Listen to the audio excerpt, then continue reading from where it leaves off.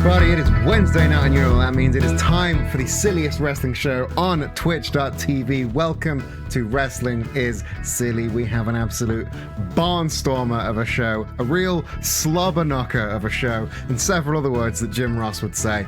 Joining me on the commentary booth tonight is a man who can string together a sentence far more coherently than Jim Ross. I'm gonna say it. You know I'm gonna say it. I know you're gonna say it. I've made my peace with it. The Taz to my Excalibur because I know the names of the moves and he's small and angry, and the Excalibur to my William Regal because I do indeed think he is a delectable little crumpet. Detective Berry, Zach, how are you doing this evening? That, like, I prepare myself every time, and I'm never ready. I love it. You know it's my favorite thing. I'm never ready for it. But here we are. I love doing this show, but that might be my favorite part of doing it. What, embarrassing me live on Twitch.tv? No, giving you lovely compliments in front of our adoring fans. Yeah. How are you doing? Your adoring fans, they put up with me. No, they very much love you too. They adore having you on the bench, as do I. Of course. So how are you doing today? How has your day been? I'm doing all right. I mean, as I feel like everybody else in chat, like the minute I say what I've been doing all day, they're gonna go, yeah. Mm-hmm. I've been playing Baldur's Gate 3 all day. Of course. I'm deep in the Baldur's Gate 3 trenches. You are so deep in that hole. I am, yeah. But I mean, that it's on brand. Nobody can be surprised by that. That's true. So. It's true. You're Lucy. That's been my all days for a while now. Yeah, I mean, I am yet to delve into the Baldur's Gate hole because I'm still making my way through Lost Judgment and also pretending I have a day job. So, I really want you to fall into the Baldur's Gate 3 hole like the same way I have, so that like when next week you just forget until it's like 6:30 and suddenly you're like, oh shit, I've got to do Wrestling is Silly. On a Wednesday I can't open a game until after this stream because I will do that. So yeah, I pretend to work until 5, then I cook, then it's Wrestling is Silly time, then it's games until 3 o'clock in the morning. That is how Wednesdays go. I say pretend to work, not because I don't actually work, it's because nobody's fucking responding to my emails right now. I'm going fucking spec. It's the worst. They've given me money. I made the art, and then they just won't talk to me. And I'm like, you've already paid for this. You clearly want it. You clearly are interested, because you've given me quite a large amount of money. But, yeah. Anyway, not to just bitch about work. For now, I've done the work, I've eaten my tea, and now it's Wrestling is Silly time. And not only do we have an incredible main event for you today, which I'm going to flash up on the screen, we have the fallout from last week. We have our main event this week is the Deity Dogs versus Kentucky Derby in a Falls Count Anywhere Texas Tornado tag match. Why is it Texas? Because that's what they say on the other shows. Hannah, welcome in. Shadow the Hedgehog interrupting me mid-flow as usual. And not only do we have that banger of a main event, but I have a big important announcement for halfway through the show. So after Who's That Pokemon, y'all better stick around because I've got a big important announcement. You absolute tease. How is chat gonna cope? It's called forward selling, and it's called being a fucking tease. You can call it whatever you like. Things can have two names, Zach. Things can have two names. So stick around for that midpoint, big important announcement, and I say we get into some wrestling. Let's get into some wrestling, shall we? We're gonna start. I'm not dressed for it, but sure, go. I mean, according to the stream, I'm the one not dressed for it because you're shirtless and I'm wearing a corset. So which one of us is really not dressed for wrestling? Oh yeah, I was about to say, wait, hang on, why am I shirtless? And then I realised it's because obviously it's not. You remembered that you were Majima. Yeah, well, you know. Yeah, I still need to get us those Taz and Excalibur alt art. Yeah, the problem is you won't be able to see your face, so. Yeah, but I'd put the lucha mask on and then the glasses over the top. And how would you make me look like Taz? That's the problem. You just wear shirts. What It would just be me in a shirt. It's gonna be a black polo shirt and then like an orange baseball cap, but instead of saying FTW across the head, it's gonna say FBF. Yeah, that's a good idea. See, you can be White Boyfriend's Taz. Anyway, real wrestling, let's go. We're gonna start real wrestling, please. Real wrestling, let's go. We're gonna start in what is becoming the highlight of the show for the past few weeks. We're gonna start on the mixed tag team bracket for the inaugural World Wrestling is Silly Mixed Tag Team Champions. So far, it's been a bit of a heels affair. Spider-Verse were beaten by Child's Play. New Donk's Finest beat out the 1-2 punch. The Frozen Throne took out the Killing Machines. And this week, we don't really have a heel team. So who's gonna win? Maybe it'll be a double DQ and nobody will win. I don't know. That's just the way this tournament seems to be going these days. But the last two teams, they're an interesting last two teams because we have the Ascension. They have a 1-0 mixed tag record. And then across from them, we have Communist Party, a communist and a party together at last. Those really are the curveballs because Karl Marx, he's a flippy shit division world title holder. He's established in both tag and singles action. Toy Chica is a big angry bird with very little wrestling history, but definitely scary. I no idea what to predict with these two. What do you think? What do you think of this matchup? I think it's certainly going to be interesting. I mean, if I remember correctly, this is the first time we've seen Communist Party together. This is the first time Communist Party are in mixed tag. So, I mean, that's already a curveball. They're an interesting matchup. I mean, it's not the first time a tag team has done like your powerhouse and your flippy shit. So, like, you know, and they can be very good teams. I mean, the Lucha Bros, perfect. Yeah, I mean, I was talking about real life teams, but the Lucha Bros indeed are that. Jurassic Express before they broke up with that. Yeah, so like that is a common and sort of proven team matchup. So I expect good things out of them. But I mean, we've seen the Ascension, as you've said, they've got a 1-0 record.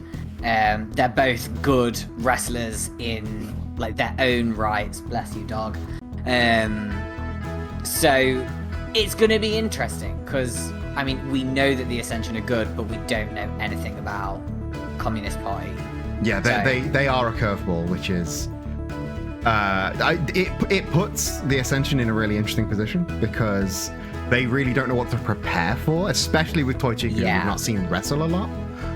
It's going to be very, very interesting. Yeah, it's been a little while since we've actually seen her, hasn't it? Indeed, I think this is only maybe a third time in Wrestling in Silly Ring. Right. But then again, she's been very busy on film sets and whatnot. So yeah, you know, we like to give our wrestlers time to do other extracurricular things. They got busy lives. I like that they make time for us.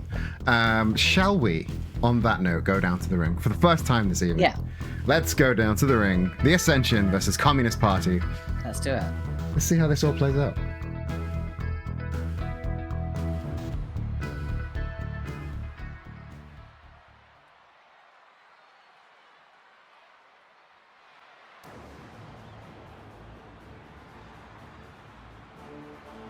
Oh, the game is not showing for some reason. Oh. There it is. Sorry about that. For a brief second, I was like, the game's showing fine, and then I realised I'm not watching the Twitch. You're not watching the stream. You're watching the live show. Yeah. You're just looking down at the monitors. Yeah. This is the first time we've seen Karl Marx not with the rest of the Union in a long time. Do you think him and Toy Chica, obviously Freddy Fazbear, sorry, Glamrock Freddy, part of the Union now, do you think that was where the connection was made? I mean, it's possible. I could also just kind of believe that they both wanted to have a go in a new... in a new division, yeah. Yeah, sorry, I saw her and she threw me off. Yeah, she'll do that. Yeah. She's very eye-catching, shall we say. Yes. I can't quite get a read on her. Part of me's upset when I look at her. And then another part of me's like, nah, she's just trying her best. Come on. Yeah, you know, I don't like to judge based on looks. I like to judge based on character. So character, you know, in-ring ability. Yeah, exactly. Does your entrance theme say chicken? Hers does, so bonus points. Yeah, that's like a secret extra bonus point. Yeah. We don't tell you about those bonus points until you get them. Yeah. She's definitely got the confidence. She brought it herself. Apparently it is the Toy Chica song. I don't know where it came from. I see. Okay. Oh, the beak is off. She means business. My goodness, I didn't think she could get any more upsetting. Right. Weighing in at 265 pounds, Ahmed. Now this is the first time we've seen He-Man since he lost the World Tag Team, the World Twitch title. Sorry. I was gonna say. Yeah. He never had the World Tag Team titles. This is the first time we've seen He-Man since the Twitch title loss. That was weighed heavy on him. September. Which was indeed September. So it's been about a month, and it's weighed heavy on him. I gotta say, he's been really down because I think to him that Twitch title represented, you know, coming out from underneath the thumb of Superman. Yeah, I mean that's exactly what I was gonna say. Right, like symbolically for He-Man, that title meant a lot, and I think now that it's gone, now he's got to think about where to go from here. He needs to think very long and hard about his next steps. Yeah. From the Queen City,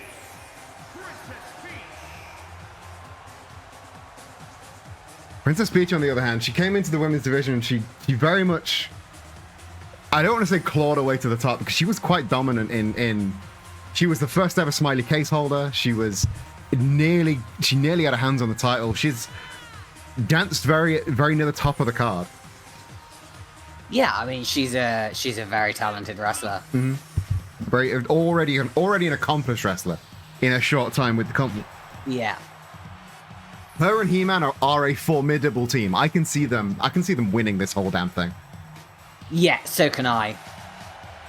But then I said the same thing about Spider-Verse.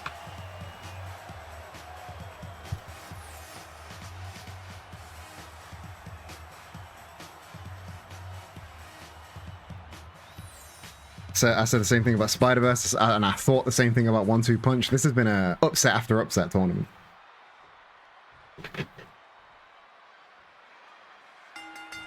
And there we go. Russ rings the bell, and Karl Marx and He-Man to start. Karl Marx with a big strike, and then into a. Oh, I thought he was going for standing sliced bread there. No, just a standing bulldog taking He-Man down. I mean, every time Karl Marx comes into the ring, we got to remind our viewers that yes, he was a Flippy Shit Division champion, but that doesn't mean he's just high-flying aerial acrobatics. He is a brawler. He comes from a street fighting brawling background. So what has he got on his butt? I think it's a patch of some kind. I don't quite know what it is. Maybe it's just a brand for the jeans he's wearing. I'm not quite sure. But anyway, Karl Marx makes the tag. Toy Chica and Princess Peach out now. Ooh, Princess Peach not able to jump over a tag partner, unfortunately. So Toy Chica. He-Man is a big guy. He-Man is a big dude. Oh, and a very, very sharp right hand from Toy Chica, taking Peach down.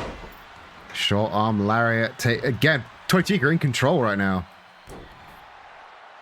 This is a dominant showing from Communist Party so far.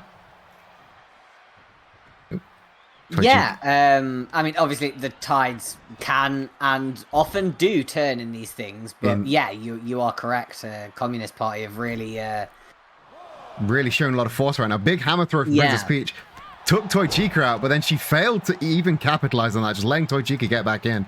But has managed to hold on to the momentum. I don't know if Princess Peach maybe, I don't know, she froze, maybe, I don't know what went through her head there, but she's managed to claw it back, thankfully, and getting the hammerlock in. I think she's going for those turkey dinner arm bars, getting the crowd on side. Oh. Wrenching back on the arm on the wing of Toy Chica. Clipping the wings. Oh, beautiful springboard forearm there. Peach now, as soon as we mentioned the tides can turn, that they did. Princess Peach now in control of Toy Chica, both going to the outside. The curse of commentary hit Communist Party, I think. It did indeed. Princess Peach going for a run, taking Toy Chica on a ride around the ring. Oh, a series of strikes, taking it down with a beautiful wrist control. And again, oh, the low dropkick turning Toy Chica inside out. Russ, the referee, trying to pull the women back inside, and Princess Peach going for the tag, leaving Toy Chica on the outside. Dropkick avoided by He-Man, and the jawbreaker right across the face. This is a bad position for Communist Party. Toy Chica just able to get back up to her feet right now. And in the He-Man versus Karl Marx matchup, I mean, clearly Karl Marx cannot compete against the powerhouse that is He-Man, as he's just tossed around the ring like a rag doll. Twice in a row now. I think he's holding him by his face or by his neck. It's not good. Getting a tag out, I think that was more for Karl than anything else. Oh, and a big boot taking Princess Peach down. Oof, but returning fire with a springboard dropkick. Toy Chica going out, quickly went outside for a breather. Back body drop avoided into a beautiful DDT from Toy Chica. Gets a cover. Princess Peach, though, kicking out with just a 1 count. Peach having to make an emergency exit, while Toy Chica, I think, having a little bit of having a malfunction. Yeah, some circuitry issues there. Princess Peach capitalizing on it. Roundhouse kick and a reverse. Gets a cover. Toy Chica able to get that kick out, though. Chance of tag team wrestling from the crowd in attendance. Once again, if you do want to chant along, you can use those channel points.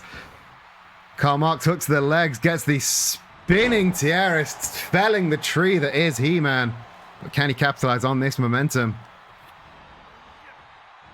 Ooh, and the ripcord neck breaker. He-Man having to get that emergency exit just to catch his breath back. Double underhooks. This is bad news. Butterfly suplex. See, again, you let He-Man get an inch of momentum and he can just ragdoll you around. It's a dangerous place for Karl Marx to be. Now being dragged away from his tag partner. He wasn't champion for no reason.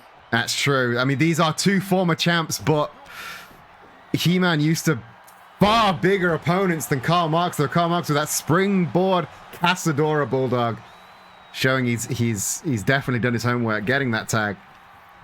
I think Karl knows that Toy Chica versus Princess Peach is a far more advantageous matchup for him. See that big headbutt, that big metal headbutt. And the diving headbutt misses its mark, though. By quite a long way. Yeah, the gyroscopes, the accelerometers, something was going wrong in the Toy Chica framework. And Princess Peach... I suppose that makes sense. You shouldn't really hit your computers. No. Princess Peach capitalizing, though, with a huge springboard roundhouse kick. And He-Man with a debilitating big boot. A series of nice knife-edge chops pushing Karl into the corner. Karl, though, fighting back, tenacious motherfucker that he is. Beautiful tiaras takedown. And just a point of the elbow driving into the head, getting a cover. Still just a 2.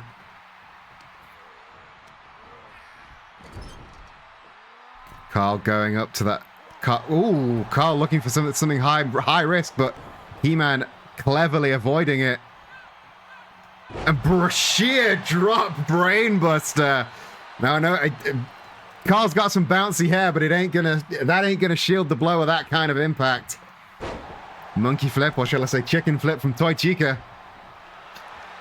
And both parties try and collide, both miss their mark though. Toy Chica managing to get the upper hand. And running crossbody there, taking out Princess Peach and once again getting the tag. I don't think Toy Chica's batteries are the best, so she can only really fight in those small bursts. Leaving Karl Marx in kind of a disadvantageous position, but the Code Red! Beautiful Code Red there, using all of He-Man's weight and driving his head into the ground with that short DDT. And boom, the People's Revolution. Could this be it? Karl Marx gets the cover. Just a 2. He-Man is not to be taken down that easy. On the outside, a Code Red again. That is... I think Karl Marx is done playing around.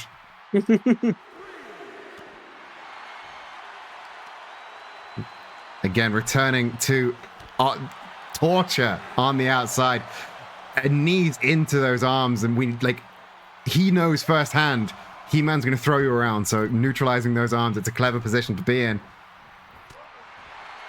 He needs to take any potential advantage he can get as well. So you take away those lifting arms. That's He-Man's biggest strength taken away. Getting the tag, Princess Peach and Toy Chica. Toy Chica been in the recharge station for long enough. And Toy Chica, ooh, a sharpshooter triangle choke. It's an incredible submission move. I didn't know she had this kind of technical prowess in her. And He-Man going to break up the submission. Karl Marx interrupting. Peach, though, able to break free, but only just in the roundhouse kick avoided, but the Enziguri takes Toy Chica down. Toy Chica thrown to the outside by Princess Peach. And it looks like she's loading something up. Hits the ropes. Baseball slide through the middle and top rope. Incredible moves from Princess Peach, who now up on the shoulders. Elevated power bomb from Princess Peach, dropping Toy Chica's head inches, millimeters from the feet of those steel barricades. That could have been very bad if she collided with those. Princess Peach in full control right now. But can she capitalize? Can she get a cover? No, Toy Chica rolling through. This could be Toy Chica's big comeback. No. Probably a wise tag there. Definitely needs to go and recharge. And the flying kick busts open He-Man. Karl Marx full energy right now. Hurricane Rana, He-Man seeing red. Karl Marx, well, he's always seeing red. That's kind of his whole thing.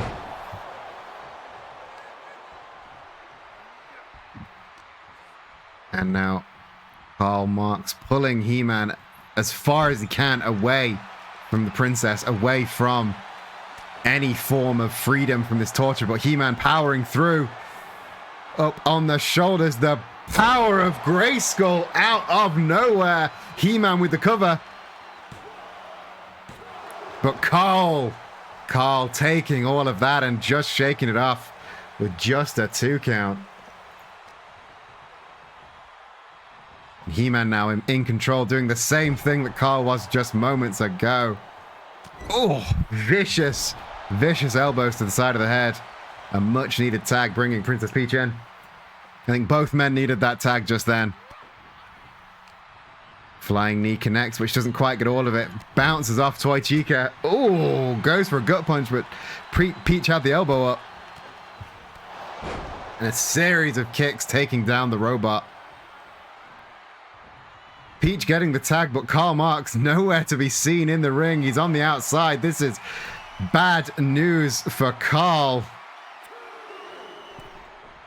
Oh, Princess Peach helping Karl to his feet, pushing him in the ring. Sorry, I think the Ascension are done with this match. I think they're trying to wrap it up, but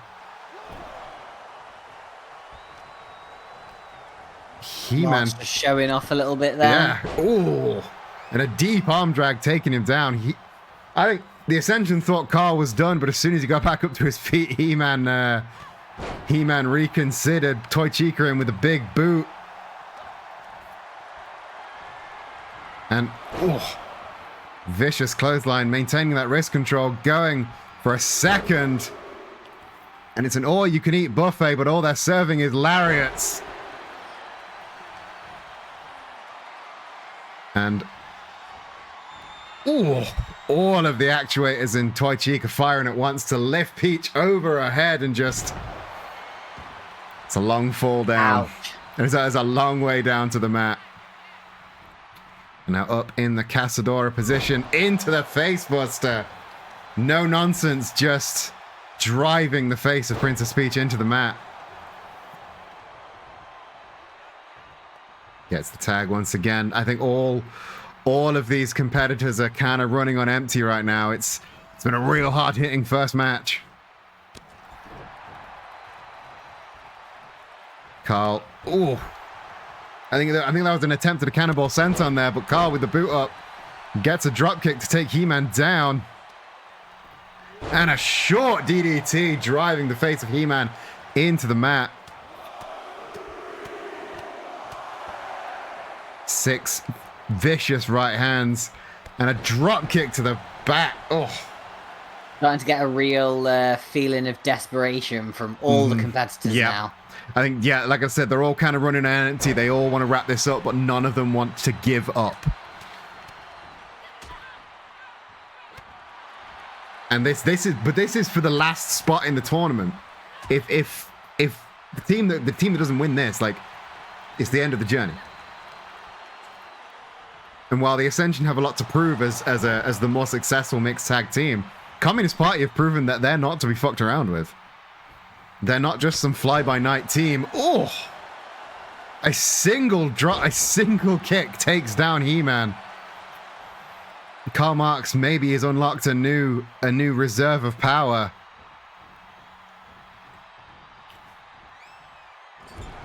Throwing He-Man into the Communist Party's corner, up onto the top rope.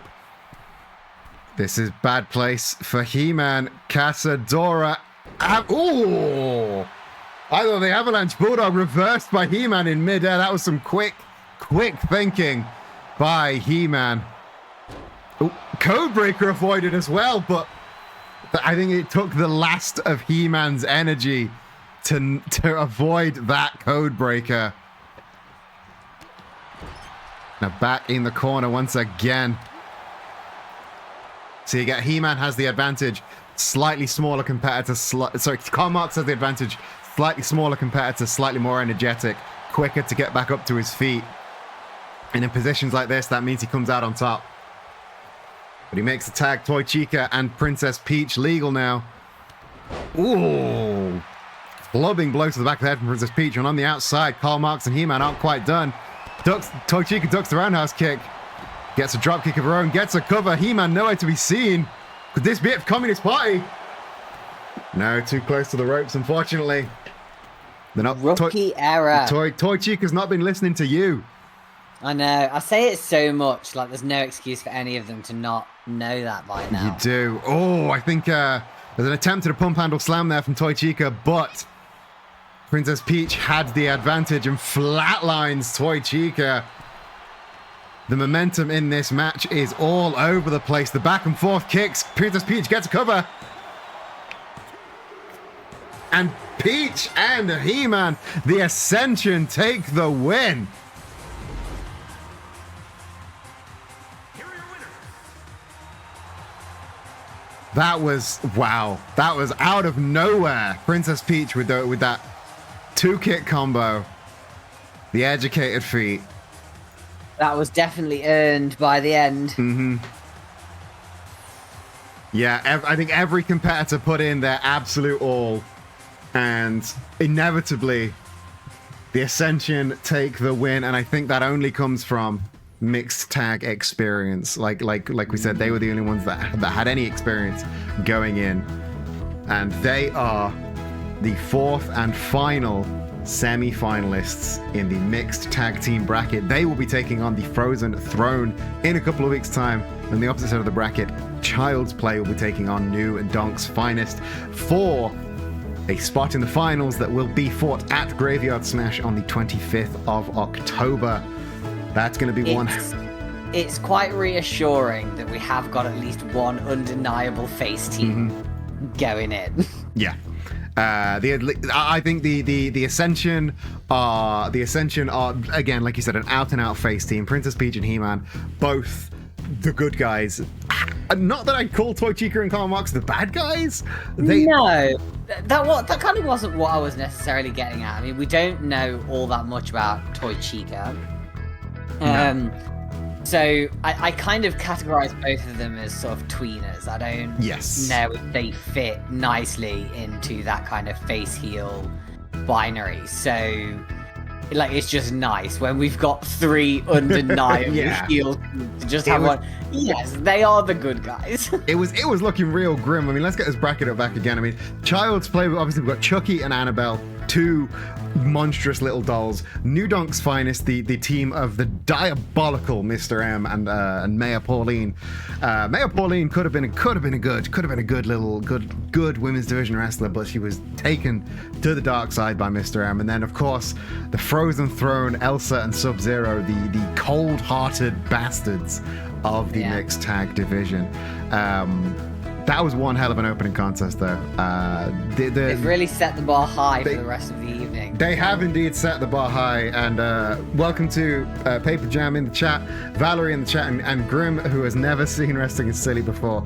You're in for a treat tonight, Grim. Welcome to Wrestling is Silly, the silliest way to spend a Wednesday evening. And I think, as you said, they've set the bar high, and what a better way to go from a high bar to our men's world champion. Gus Taylor is in action up next. He's had an interesting world title reign, shall we say.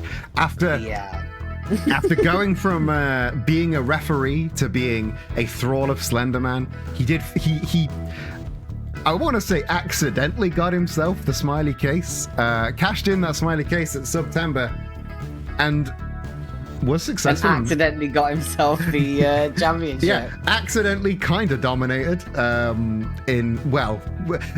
match. He was dominated. He was crushed for a little bit, and then he just, as soon as he saw his own blood, he was unlocked and absolutely crushed Colonel Sanders, giving him his third ever loss. And now, ever since getting that title, he's been struggling to get any wins on the board. Yeah. I mean, in his defense, trying to take on Donkey Kong in your first week as champ, not a good idea. And then trying to take on God, these are two big powerhouses.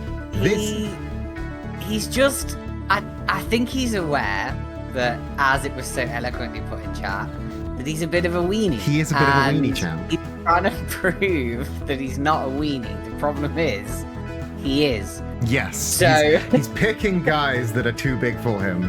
Yeah. And I think this week he's chosen a far more, shall we say, reasonable target, shall we say? He's taken on a returning John Arbuckle. We've not seen John Arbuckle since the Bray Wyatt Memorial match in which he fought Garfield. He is unlucky in his opponent selections, from going to Garfield to now going to the world champion, who is fired up and determined to make an impact. I mean, this might actually be someone like his speed. Like, can you think of anyone that's more of a weenie than John Arbuckle? Like, I mean, okay. Guillotine Gus Taylor, he may be somewhat of a weenie, but he is the world champion.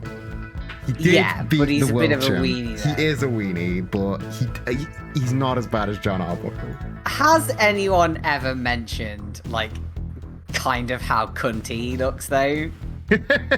He is. I mean, every time he comes on screen, our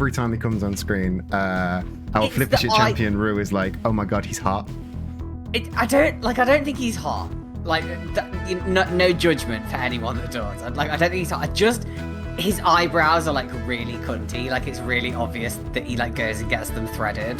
Like, just for the purpose of the crowd, I'm gonna just cut to our sort of monitor display. This is the eyebrows that Zach is talking about. They are kind of on point. Yeah, like, and he's got like the little pout thing going on. Like, he's kind of smoldering a bit. He's giving a bit of blue steel. Yeah, so I couldn't help myself. I saw it and I was just like, Does John Arbuckle serve John Arbuckle serves No. one thing, and it's lasagna. and it's weenie. Is what it is. I mean, yes, he does serve weenie. He serves a big heaping bowl of weenie lasagna. This is going to be a real weenie match for the ages. And I don't think there's much more we can say about these. So shall we go down to the ring? Let's fucking go. Let's go. It's weenie fights here on Wrestling is Silly. Happy Halloweeny.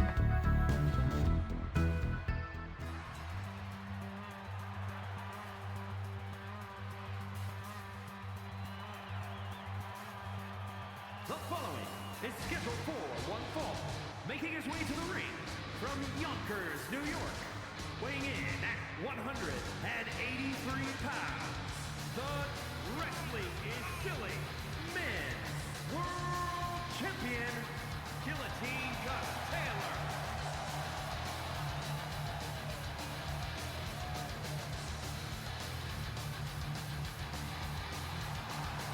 I mean, he's very clearly happy to have that belt, but I don't know how long you can realistically hold on to it.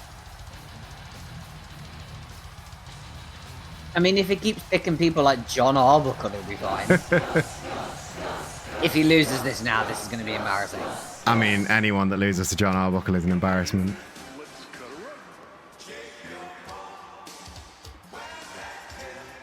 And his opponent from New York, weighing in at 175 pounds, John.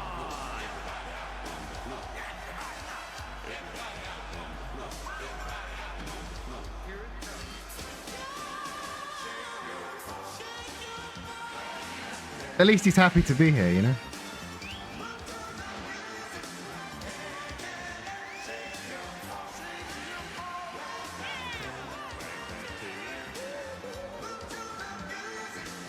How do we think John Arbuckle feels about Cats the musical? I don't know if John Arbuckle actually likes Cats anymore. I don't know if I'd like cats if my cat was Garfield. to be honest. Yeah, but then the cats in Cats the musical aren't really cats; they're monstrosities. No, but they are cats though. You've just got to suspend your disbelief. I mean, I'm pretty good at suspending my disbelief. I watch wrestling, but even I have a limit.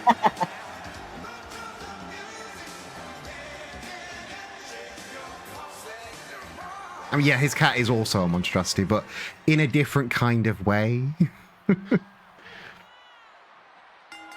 referee makes the tag. Gus Taylor diving into John Arbuckle, throwing him into the corner and hitting the rope-assisted powerbomb. This is kind of impact we want from our world champion. Oh, up on the shoulders into air raid neck breaker and the shooting star press. I think you heard us call him a weenie, but he went to the well one too many times. John getting the knees up and hitting the low drop kick, putting up as best a fight as he can against the world champion. Oh, hitting that gutbuster. His outfit is so stupid. He's- Like, I can't. He's even. I can't look at him. It's a traditional wrestling outfit. I don't know what you're talking about. Yeah, I know, but they look stupid. They do. They do. Another shooting Sorry star for press. any traditional wrestlers in chat. Sorry to Kurt Angle. I know you're watching. Oh, big right hand from Gus, but John remains on his feet and spinning out into another gutbuster. John Arbuckle really putting the brass tacks on the world champion.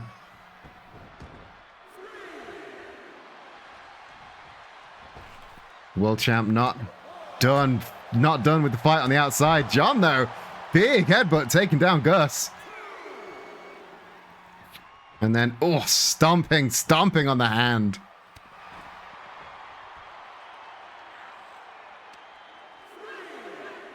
Returning Gus to the ring.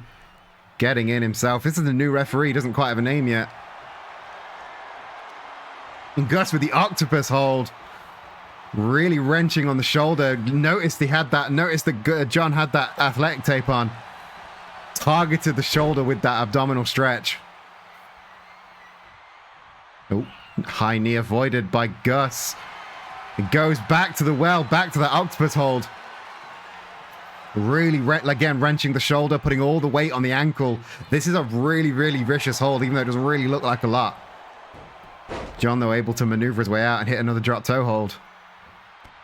Oh, a big clothesline taking down the guillotine. Gus hits the ropes and back body drop from John Arbuckle. John gets a cover. Gus kicking out after a 1 count. He is not letting this weenie take him out. Another gutbuster from John Arbuckle, trying to get all the air out the lungs of the world champ. A quick combo takes Gus to the outside. I don't think Gus expected John to put up a fight this hard, if I'm honest. Because neither did I. Yeah, I was going to say, did anybody expect John Arbuckle to put up this much of a fight? I think John's got a lot of, like, internalized anger that I think he's letting out. He finally has an outlet. And maybe this is the start of a hot streak for John Arbuckle. Maybe John Arbuckle is incapable of having a hot streak. He might have a tepid streak at best. Maybe John will be the king of the weenies after all this is said and done. Ooh. There's Preston, just a series of right hands. Oh, was that a Blade Runner? A Blade Runner from John Arbuckle gets the cover. And that was a very, very close call for Gus Taylor. Certainly closer than Gus would have liked, yeah. Channeling a bit of Jay White there. John Arbuckle clearly doing his own work.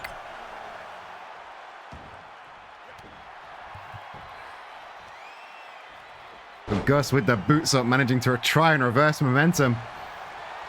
Hits the stunner and he rolls back for the guillotine choke. Too close to the ropes, though. I think that was a desperation move. But how many times am I going to have to tell these people? A desperation move and a rookie mistake. We hate to see it. But Champ wants John on his feet. What's he got in store? Flying Hurricane Rana. Beautiful. I think he's going back to that top rope. A very, very high-risk place. And the 450 splash gets the cover. But it's just a 2 count. I think the champ is angry now, stomping on the eyes of John Arbuckle. I really like how John's goofy little head thing, if you kind of squint, it looks like he's got cat ears. Maybe it's intentional. Maybe it's intentional. Gus trying to maybe bait John there, but John too dazed to fall for the bait. Oh, this is a bad place to be if you're John. Up on the shoulders. Going for a bit of a spin and an elevated powerbomb right on those mats. That is a vicious, vicious attack to hit on the outside. Ooh. But John Arbuckle, maybe with a bit of that Garfield power has bled into him because he's managing to get a boost of momentum. Oh, clothesline ducked, but the cross body. John on fire. This is an interesting turn of events here. John on the top rope. This is bad news for Gus. Gus getting up to his feet, though. Low drop kick puts him back down. And another one. Gus really on the back foot. I think he's been bust open by that last kick. John's angry now. Very. Oh, dangling the feet and the elevated DDT. This is a new side of John Arbuckle. Oh, Gus avoiding the stomp.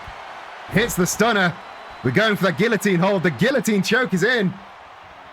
And Gus taps out almost instantly to that guillotine choke. John tapped out. John tapped out almost instantly to that guillotine choke. I mean, it looked pretty nasty, and it was well placed this time. He wasn't going to rope break his way out of it. Oh, but Slenderman with a kendo stick. Oh, really cutting the celebration short. And Slenderman really not letting Gus forget about him or forget where he came from. What a happening. What a turnaround those last few moments were. Holy shit. Slenderman clearly not happy with he's tried to make a statement to Gus, and Gus is, I don't know, trying to ignore him, and Slenderman ain't happy with that, I don't think. Yeah, I mean, I don't think I would characterize Slenderman as someone who enjoys being forgotten very much. No, especially not with you know the past that those two have. I mean, Gus spent what 3-4 months like as a thrall of Slenderman, as Slenderman's sort of key to success, and now I think he's trying to pretend all that never happened. It's maybe reminding the champ where he came from. Reminding the champ. You know, like, Who made you? Yeah. Do you think this is like? Do you think this is a? Do you think this is an adversarial thing? I think Slenderman is laying claim on Gus's title, to be honest. So because I think that Slenderman doesn't think Gus would be there if it wasn't for him. That's an interesting. I mean, there's no way that we can ever know the motives of Slenderman, but that is a very interesting way to look at it. I think that makes a lot of sense. Like, the only reason Gus was brought into the ring is because of Slenderman. The only reason Gus learned how to fight is because of Slenderman. You might be onto something there. Maybe he thinks maybe he is laying claim. He thinks he is the rightful world champion. Yeah, well, I mean, and even if it's not necessarily like he thinks he should be champion, I think he certainly thinks that Gus should be more grateful for it. He definitely doesn't appreciate being ignored. Yeah, I mean, how often do you hear of people escaping Slenderman's thrall? I mean, only once. Exactly. So maybe it's something to do with that. Maybe he's just being a bit territorial. Maybe. I mean, there's very few things we know about Slenderman, but territorial is kind of one of those things. He doesn't like it when you get in his space. Yeah. Anyway, or leave it, apparently. Or leave it. Once you're in, you're in. Yeah. But it's going to be very interesting to see how all of this falls out, and how all of this action is played out in the coming weeks. It's going to be very, very interesting as we run up to Graveyard Smash. Like I said, on the 25th of October. The next match tonight, however, I say returning. We've kind of been there. We are going back to the women's division for what is assured to be 50% there. We've dipped a toe in the women's division, and now we're diving off the high board right into it as we take two of our most promising members of the women's division that have kind of been on the outsides of the title picture for the longest time. Wii Fit Trainer and Bridget going one-on-one for the first time this evening. These two, Wii Fit Trainer, of course, the excellence of submission, the woman of 1,000 holds, and Bridget, probably the woman with the most fighting experience of the entire division. This is going to be a really, really technically sound fight, I think. Anyway, we've seen Wii Fit Trainer before. She is obviously coming from that sort of athletic background. She is all about those holds. She knows exactly where to stretch and where to pull to make you hurt a lot. And Bridget, well, she really fucking knows how to fight, and I would give more details, but I've never played a Guilty Gear game. She can do a flip, and she has a yo-yo. That's kind of all I know. What do you know about these two competitors? How do you feel about this matchup? I mean, it's gonna, like you said, they've both got such a lot of experience going in. They're the kind of wrestlers that you hear a lot of rumors about. So, like, you know, I've heard that Wii Fit Trainer knows the Vulcan Death Grip. You know, she's never used it, but what if she does this time? Who even knows? She's the woman of 1,000 holds. Vulcan Death Grip's got to be on there somewhere. Yeah. I mean, it's a hold. Yeah. You know, you do the pinchy movement. A grip is a hold. A grip is a hold, yeah. Yeah, exactly. So, you know, what if she cracks that out one day? Like, that'd be fun. That'd be exciting. I'd love that. And then on the opposite side, you've got Bridget, like, way more of a high flyer, and like, there are rumors of, you know, double, triple moonsaults. Like, it's like 630 senton isn't good enough. I'm going to do a 900 senton. Like, she becomes the human yo-yo. It's going to be a very exciting clash of styles. I think we should just let them do the talking. Let's go down to the ring, shall we? I'm hoping for fighting, not talking, but yeah. Yeah, the talking's coming up next. We're going to do the fighting about now. The following contest is scheduled for one fall. Making her way to the ring from Kyoto, Japan, Wii Fit Trainer.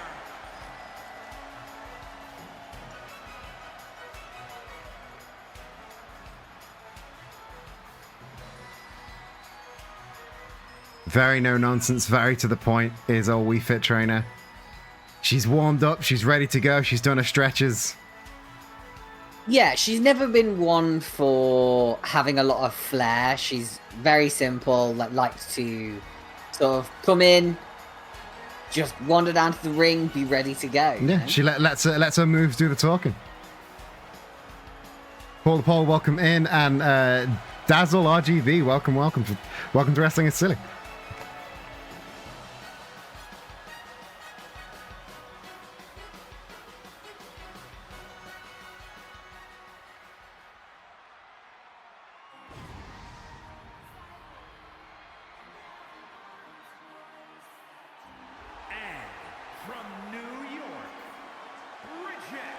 Still not from New York, still from London. I don't know why you keep saying she's from New York, mate. You just can't get the staff. Yeah, I mean... And again, we talk about the clash of styles, and then we've got... The clash can be seen from the very entrance. Wii Fit Trainer, no nonsense, just coming down to the ring, letting her moves do the talking. Bridget being the whole fucking show, you know, she's... All eyes on her. And I think that confidence might give her just a small advantage going into this match. I kind of dig a ratty ass jacket. Like, I feel like I would wear that. She's very much, it's very much been through the wars, as has she. Paul in the chat, not a fan of Bridget, apparently. Going more team Wii Fit Trainer, but maybe an unpopular opinion in this chat. Oh, a Casadora attempt by Bridget. Wii Fit Trainer dodging out. And reverse suplex from Wii Fit Trainer. And, oh, Wii Fit Trainer going for something, but Bridget... I think that was just a sort of standing choke there, but Bridget able to fight back. Rising knee strike. Taking down Wii Fit Trainer. And now driving the knee of Wii Fit Trainer into the ground. Bridget, again with the knee. Dragon screw. Holding on to contact and really, really targeting that knee so far. But Wii Fit Trainer with the kick. Taking back momentum.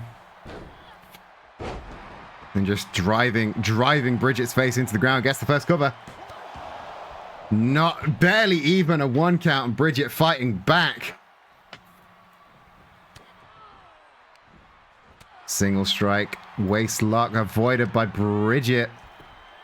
Oh. Wii Fit Trainer. Really showing off those technical skills. I don't even know what was going on, but all of a sudden, Bridget was in an unfortunate hold. And now just a circle of impact there. Ooh. It seems both competitors are targeting the other's legs. which when you're a high flyer or when you're a technical fighter, it's an intelligent decision to make. But the shin of Bridget being driven into the knee of Wii Fit Trainer. Oh, and stomping on the face. It's not as much of a technical fight as I expected from a Wii Fit Trainer, but whatever she's doing, it's working for her. Oh. Maybe it's just been a while since she's been in the ring. She's got a lot of energy to expend. It's true, but now she's locking Bridget into a modified Jujikatami there. Bridget able to muscle her way out of it. Hits a low drop kick right in the face. Spinning kick, but Wii Fit Trainer almost bounces off it. And the hammer toss throwing Bridget over the ropes. Almost from the opposite side of the ring. That's a very powerful whip.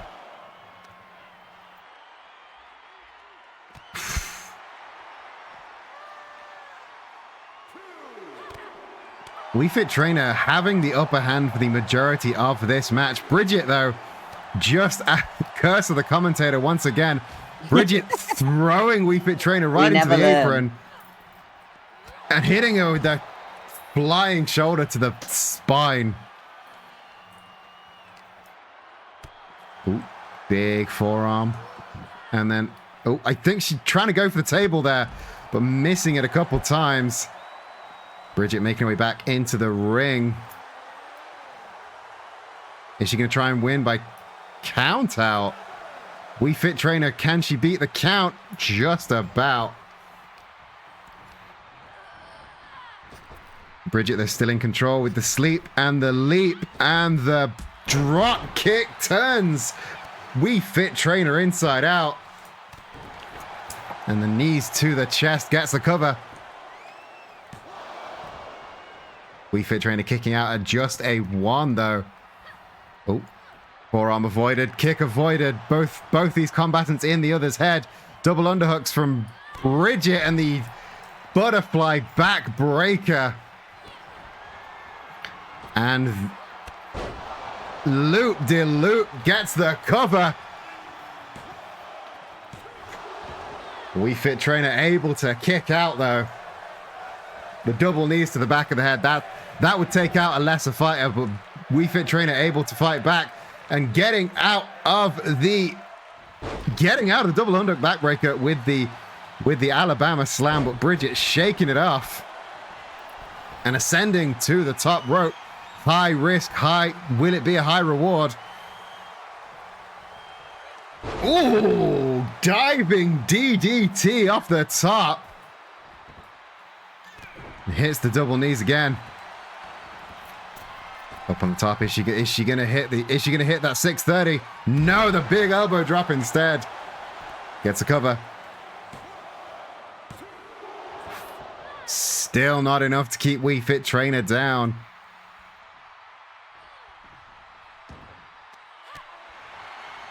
Wii Fit Trainer maybe playing possum a bit there. Getting the double underhooks of her own. Tiger driver from Wii Fit Trainer gets a cover.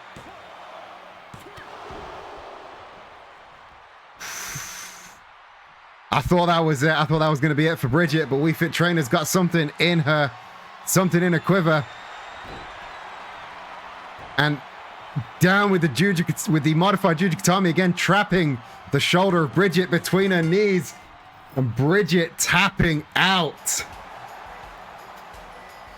The woman of 1,000 holds takes another victim. Here is your winner, Wii Fit Trainer.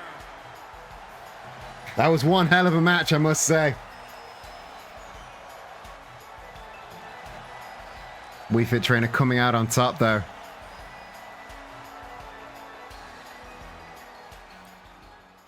Like I say, the women's division never fails to disappoint here at Wrestling is Silly.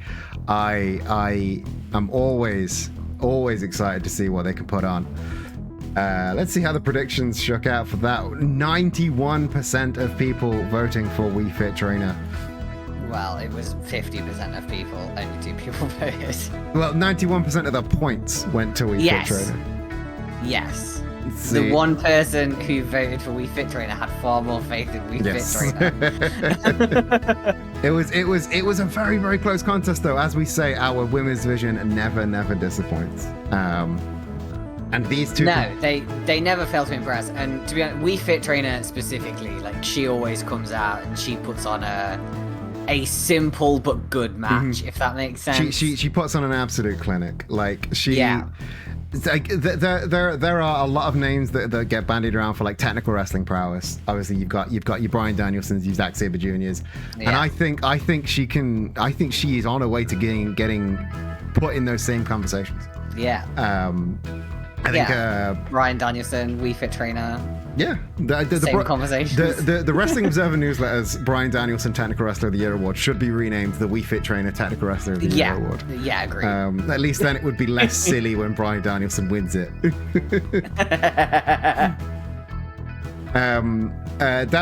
Dazzle in the chat. Tell me if I'm getting that wrong. Women's wrestling does in fact need more love, and we will shout that from the heavens.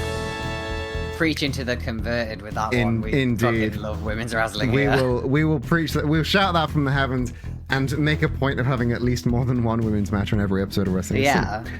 Because you need to see women's wrestling on a Wednesday night. Where else are you gonna go? Not. So yeah, we are like I said, that's part of the reason I did the mixed tag match, the mixed tag tournament as well, because it's another excuse to get women's wrestling on the show.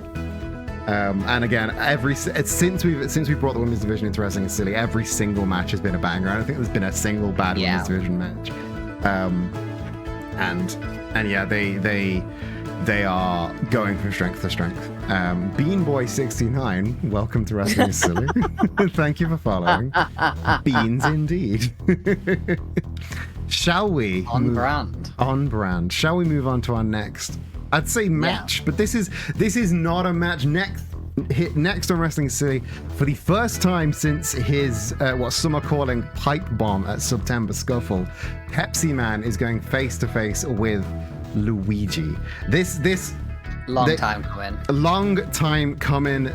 Luigi, to catch people up, Luigi was brought back into the fold of Wrestling is Silly with a group called the Snack Pack, which were comprised of the Burger King, Pepsi Man, and Mr. Pringle. They were all real good friends while Luigi was brought into the fold shortly after. And they were a team. All they wanted to do was to have fun and enjoy wrestling. And then all of a sudden, Pepsi Man briefly had the smiley case, the briefcase that gets you a title shot, and then he lost that. He blamed the Snack Pack for it. He had this big outburst. Meltdown is probably a better word for it. Very for those of you in the know, very reminiscent of CM Punk All Out 2021, 22, whatever year it was. And yeah, it was an interesting outburst, and this is the first time these two are going to be face to face since that moment. All they've asked for is some time in the ring together. I don't know what's going to happen. They wanted to meet face to face. They wanted to. I don't know what's going to happen. I don't think there's any way to predict this very volatile relationship. Let's get out to the ring. Yeah. Have we got security on standby? I don't know, but Waluigi almost instantly hitting that Walu Rainmaker. I don't think these two came to talk at all. This was supposed to be a gentle face-to-face with... This was supposed to be a gentle face-to-face, and Waluigi now really putting the screws onto Pepsi Man. Luigi not even looking it in the eye.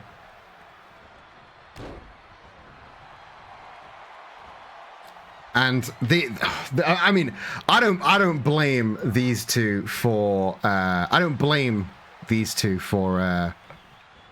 feeling this way. But if you wanted a match with Pepsi Man, just go for a match with Pepsi Man. I don't. Oh, backstabber from Waluigi. How tall is our Waluigi? The announcer lists him as standing at 7 feet tall. I think that might be a little bit of an understatement. Yeah, I think it is, because he looks bigger than Big Bill.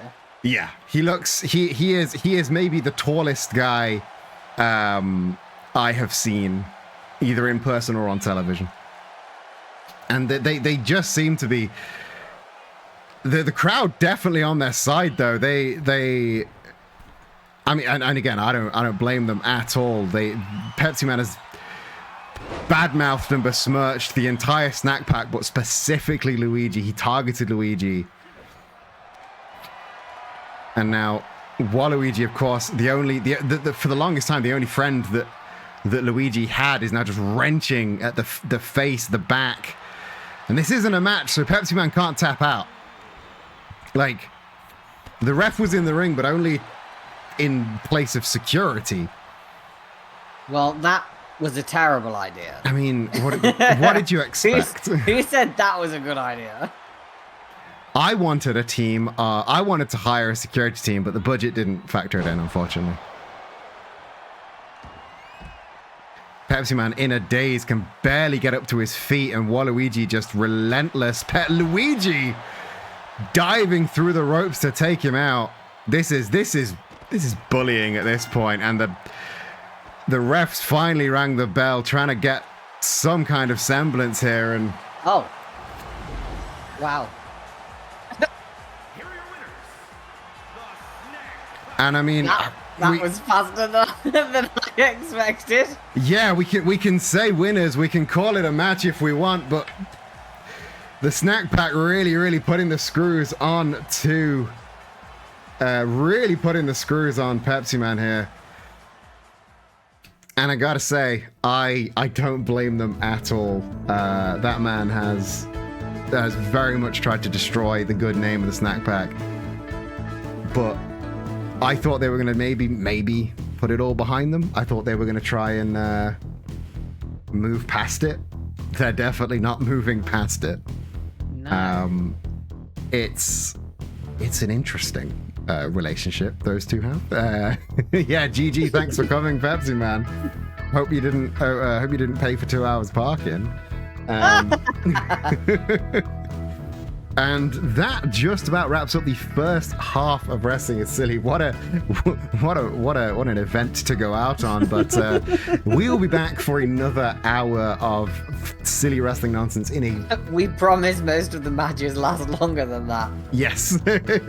we will be back for at least an hour of silly wrestling nonsense in about 3 minutes time. We're going to go for a very short break. In the meantime, please do empty your bladders, refill your glasses, take your dog out for the quickest of walks. We'll be back in 3 minutes' time. But in the meantime, who is that Pokemon? Who's that Pokemon?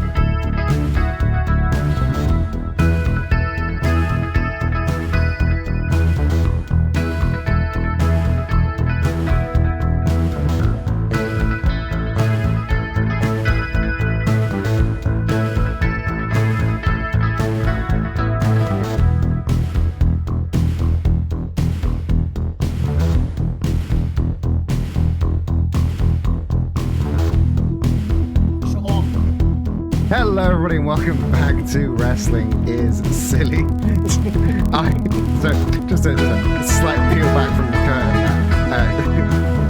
Me and Zach, but yeah, ad break's finished. Ready to come back? Yeah, I'm ready. Let's go. The moment I press the button. Oh, dog, shut up. Just before the mics kick in. He's been such a pain in the ass.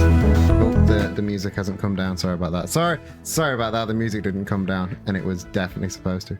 I will tell the story again.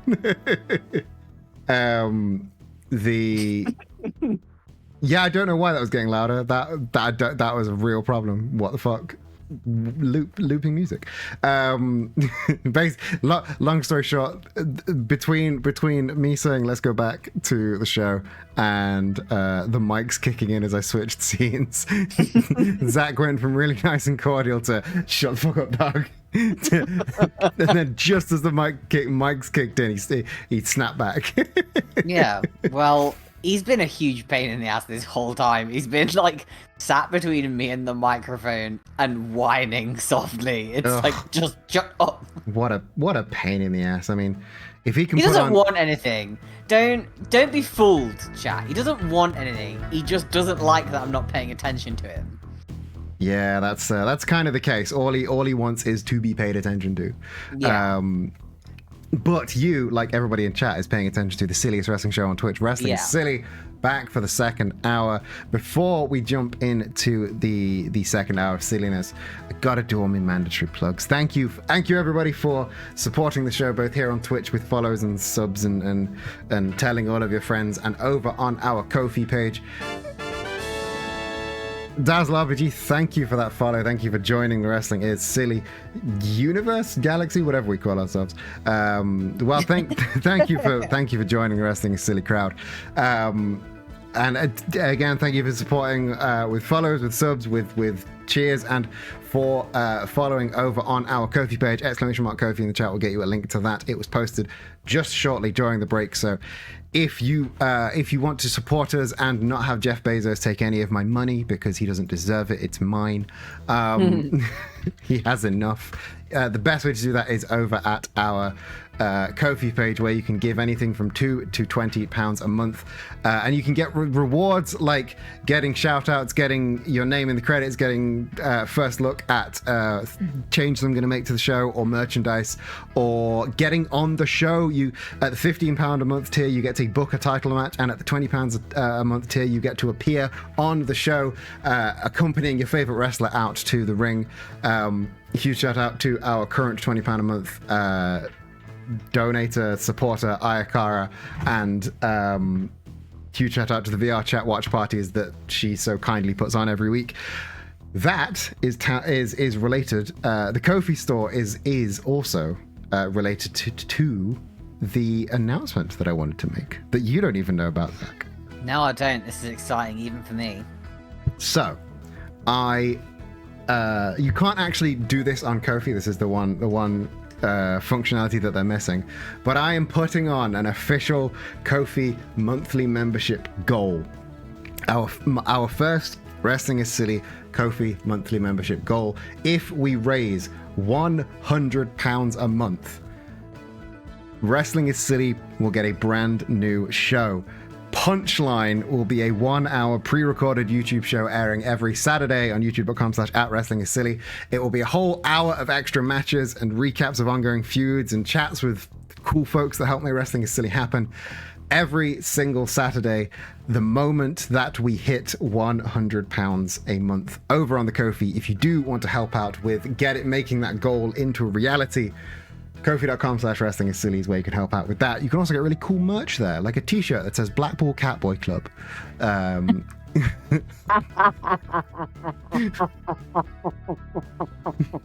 When did we get that? That's been on sale for like a month now. Oh no! I should have got that instead of the Springfield Sports Centre one. The Blackpool Catboy Club. Yeah. And support all your favourite wrestlers: John Meowxley, Wheeler Cuter, Pordio Castagnoli, and Brian Danielson. It's the Blackpool Catboy Club, my favourite wrestling team. Oh my god. Okay, can I just clarify with chat? Is this a Discord thing, or are we cutting out audio quite badly? Because I'm missing half of what Eden is saying, and I can't decide if it's just Discord's audio because the game stream is fine. I don't know why that would be happening, unless it's a weird Discord noise cancelling thing.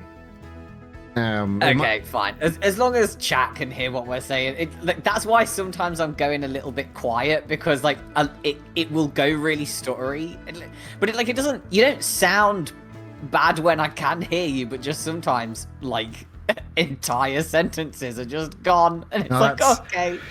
Oh, Discord, stop being a pain in the dick. But yes, that is all of my mandatory plugs out of the way. Once again, thank you everybody that is supporting either with follows and subs or just telling your friends, or on the Ko-fi if you have a few spare pounds every month. And again, once we hit £100, Wrestling a Silly Punchline will be a thing. Look at the fancy new logo. It's very pretty. I'm very happy with it. Let's go back to the wrestling, shall we? Let's go back to the wrestling show that is happening right now. At September, many titles changed hands. We actually had 4 title changes. Bonky, have you just supported on the Ko-fi? Am I gonna have to okay. I also don't log into this computer very often, so I'm not actually logged into the Ko-fi on browser. I need to go check if you have done a support. But yes, at September... I would assume so. Otherwise, that's a really specific, somebody has made an account to be a little shit. Let me go and check that while I announce what the next match is. So like I said, at Wrestling is Silly September Scuffle, many titles did in fact change hands. One of them was the Twitch title we alluded to earlier. He-Man lost his title to Donkey Kong, who has kind of been a bit of a dominant champion.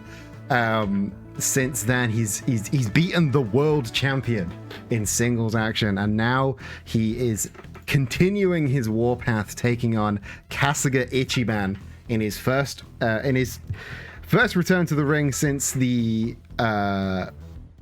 what's the word? Far too premature elimination of 1-2 Punch from the mixed tag team tournament. That is tragic. I wanted to see them get further, to be honest. So I mean, whenever you run a tournament, you always kind of know that not everyone you want is going to get to the finals, you know what I mean? Not every single person can get to the finals, unfortunately. Yeah, but I wanted 1-2 Punch to go further. I wanted them to get, to the semis at least, you know? A spicy meatball, thank you for following. Welcome to Wrestling is Silly. But speaking of 1-2 Punch, they 2B is accompanying Ichiban out to the ring today, so their relationship has not entirely broken down. But this is going to be a very, very interesting fight. We've not seen we've seen Donkey Kong taking out Kiryu Majima. We haven't seen him against Ichiban, which is going to be interesting to see if he can do what the others could not. Yeah. And Ichiban is kind of going from strength to strength right now. He's if we're talking about strictly win-loss records, he's probably one of the strongest in terms of wins versus losses. So maybe he's trying to strike out for a title. Obviously, you're a little bit biased towards one of these competitors. What do you think to this matchup? Yeah, I mean, I don't know if bias is the right word, but I do think that Ichiban is number one. He is in fact number one. But I've got to give credit where credit is due. Donkey Kong is a hell of a wrestler, and in fact, I can't even think of. I think he lost to Majima once. He lost to Majima once, and Kong Country did lose a tagged match to the Fight Boy Friends. Other than that, both of these have been really dominant. Other than them, I can't think of who else he's even lost to, because that's the kind of wrestler he is. He's basically one of our pillars, isn't he? You just don't really ever see a win against Donkey Kong. So I have a lot of faith in my boy Ichiban, number one. But it would shock me. Well, let's see if Ichiban can shock you. Let's go down to the ring for the first match. I really, really want him to pull it out of the bag. Like, my man needs a win. The first match of the second half of wrestling is Silly. Let's see if your man can get the win.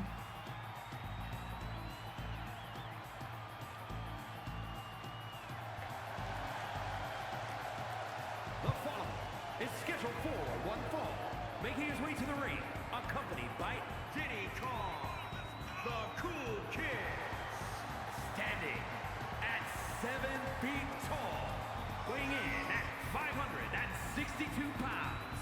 The Wrestling is Silly Twitch champion, Donkey Kong.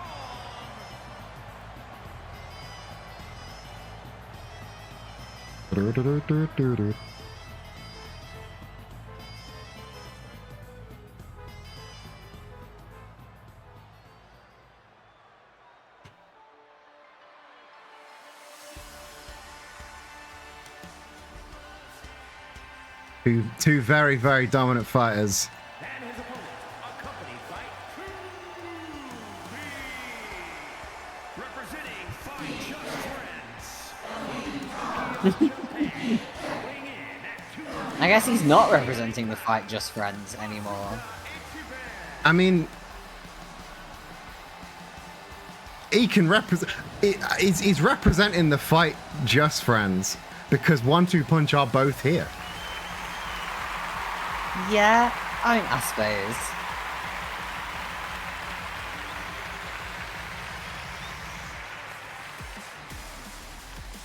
I mean, I don't want to like him, but that music is such a bop. I mean, this I would say is the bigger bop than Donkey Kong's theme. The music from Y7 is so It's so good. So good.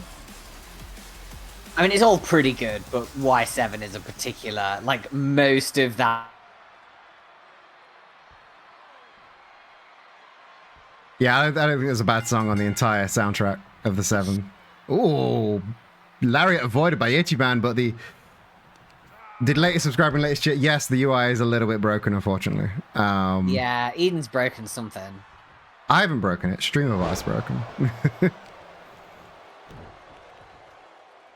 And, oh, Donkey Kong just throwing Ichiban around, reminiscent of He-Man in that earlier match, but, oh,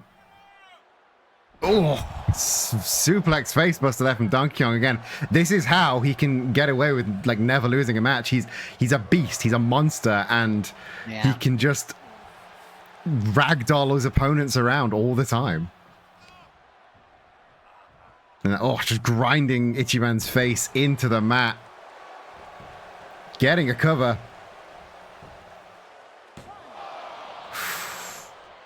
Just a one. Ichiban, one tenacious bastard. Yeah, he's not gonna go down that quick. No. Oh! A reverse into a beautiful DDT there by Ichiban. Ichiban firing up.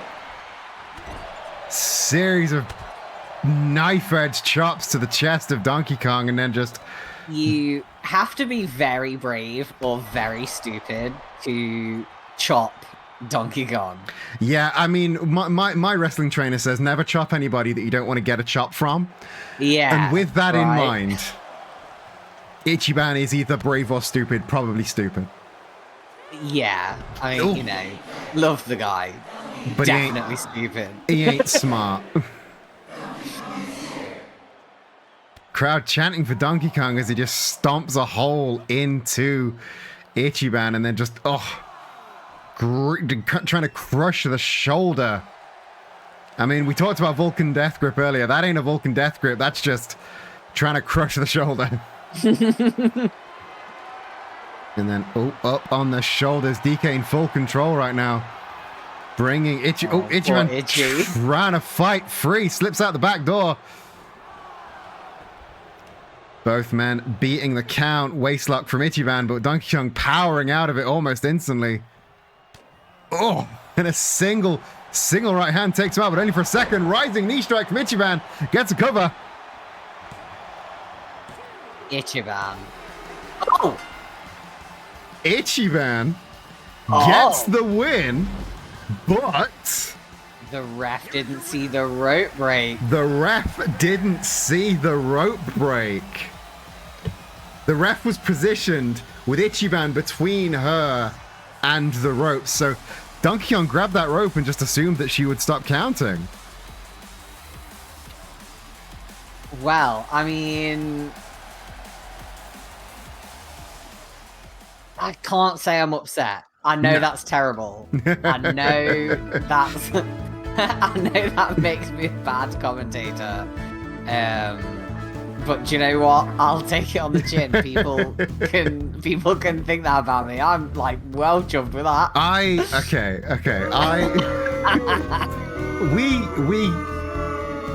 If I were able to match fix, stories would make a lot more sense on this show.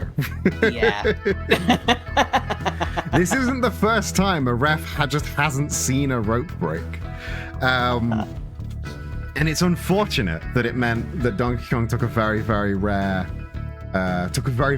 loss, but this gives at least this now gives the Twitch champ a reason to, pick a battle. Because not that he really needed much of an excuse anyway. No, but he definitely will not be happy with that outcome. No. Fair enough. Yes. Fair enough indeed. But but on the other hand, if I'm Ichiban and Donkey Kong asks me for a rematch, I think it's unlikely that he's going to say yes. I mean, he's currently got a win over the Twitch champ. Why would he go for a rematch? Okay, yeah. Circling back to the conversation we were having where we don't know if he's brave or stupid, and we leaned more towards stupid. I don't know if Ichiban knows when to stop. That's true. He does enjoy playing the hero and doing a big fight, so maybe he will just take the rematch. But hey, Ichiban getting a victory over Donkey Kong, that is something that does not happen every day. That is a real curveball in the rise of the new Twitch champion Donkey Kong. Mm-hmm. Moving swiftly on before an enraged monkey comes and has a go at the commentary booth. Moving over to the women's division once again for two women that on the surface they look quite similar. They look like they might even be friends, but their personalities have clashed big time backstage. And now Miss Piggy and Pauline are going head to head inside the ring.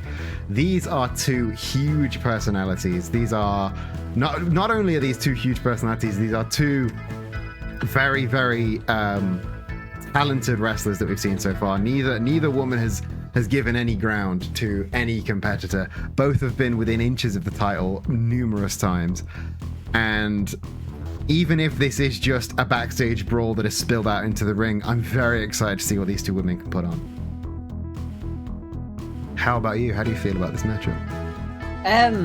I think this is going to be really interesting. They're both such big personalities, but in sort of a way where they're too similar. Mm-hmm. So, it's really caused a lot of friction. It really has. They both really want that spotlight, mm-hmm. And neither is willing to give up space. There's obviously room for multiple big personalities in wrestling, is silly. We've got tons of them. Yes. But they don't want to share because they are so similar. I think they naturally have become each other's first big personality to knock down a peg, if that makes sense, because, you could also make the argument that, Bayonetta is a huge personality, and she definitely needs to knock it down a peg. But they've naturally gone to fight against each other, Miss Piggy and Pauline, I mean. So, I think this is going to be quite brutal. Yeah, this is going to be a hard-hitting affair. I mean, any match with either of these two in is going to be a hard-hitting affair, but I'm very excited to see that these two clash. I say let's just go down to the ring, shall we? It's going to be brutal. It's going to be hard.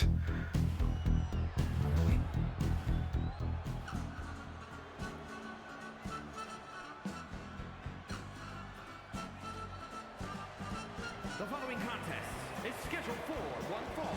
Making her way to the ring from Hollywood, California, Miss Piggy.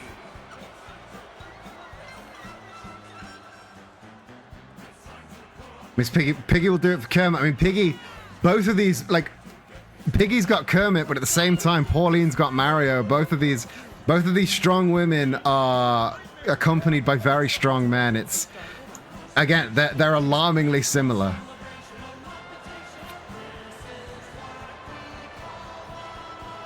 But Miss Piggy definitely has the strength and size advantage over Pauline. Yeah, and that's not to discredit Pauline. Pauline is also a big, quite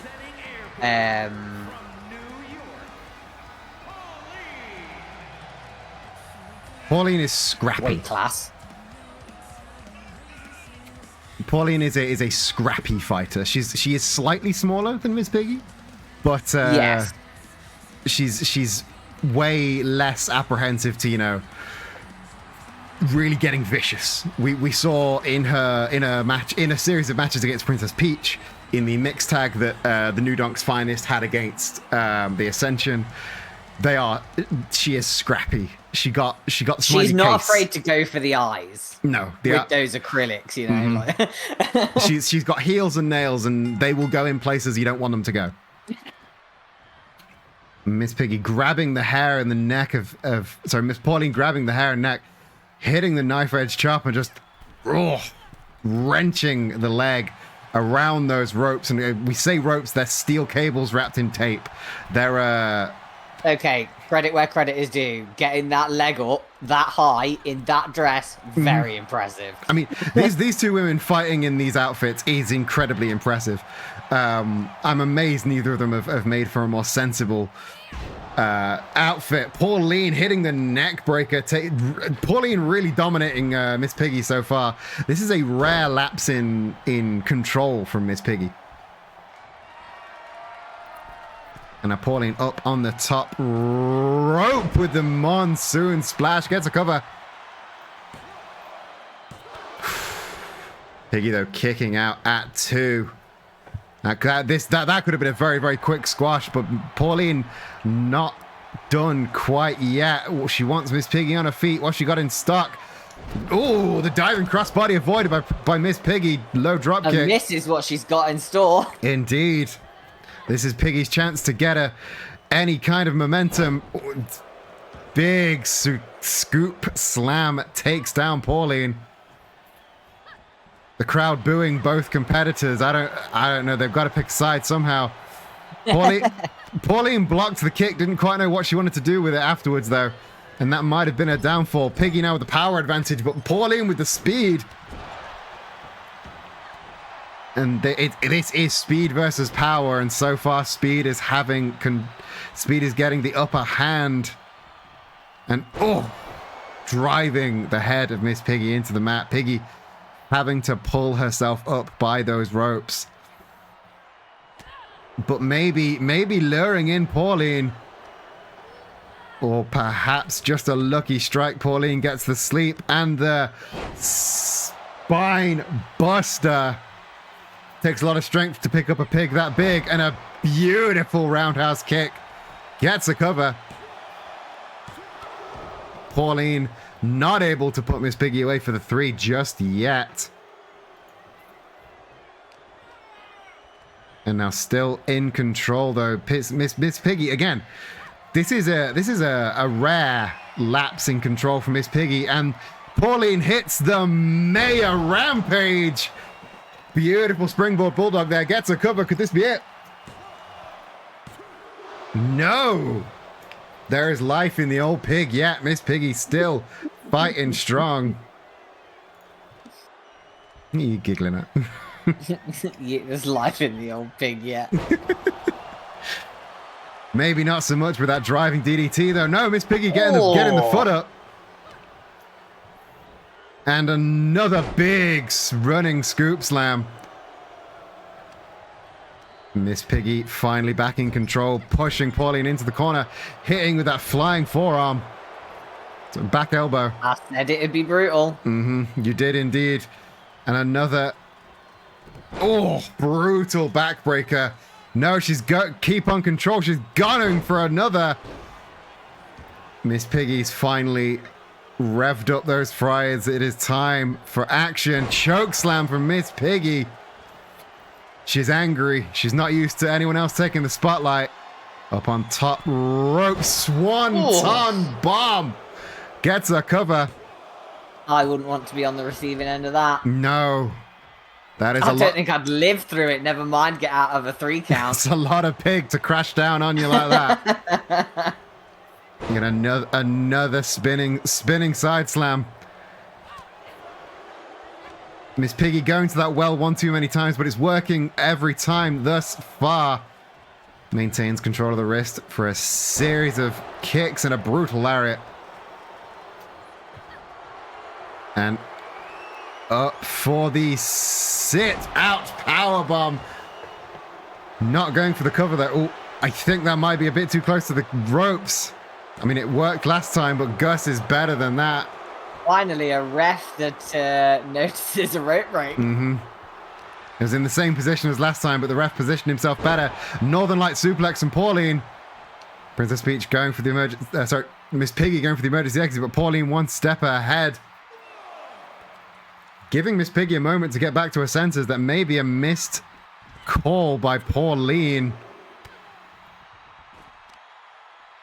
I can't help but feel like maybe Pauline just kind of wants a bit of a fist fight, right? Yeah. Like giving Miss Piggy chance to recover a bit.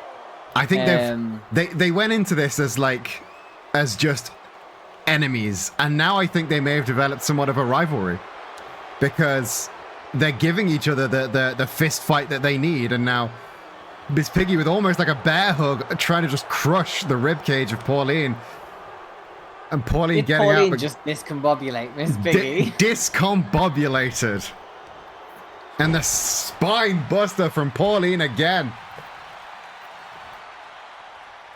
Yeah, these two are I think these two are going to have a storied rivalry if this match is anything to go by. Pauline with a beautiful roundhouse kick going up to the top rope. She wants Miss Piggy on her feet. Ooh, I think she's going for a Meteora there, but it could not hit its target.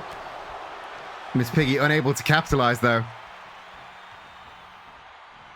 Pauline back in control, laying Piggy against the ropes, throwing her to the outside once again, and I think she's got something ready for her as she gets up again, sliding through those middle ropes. Beautiful sliding, elevated baseball slide.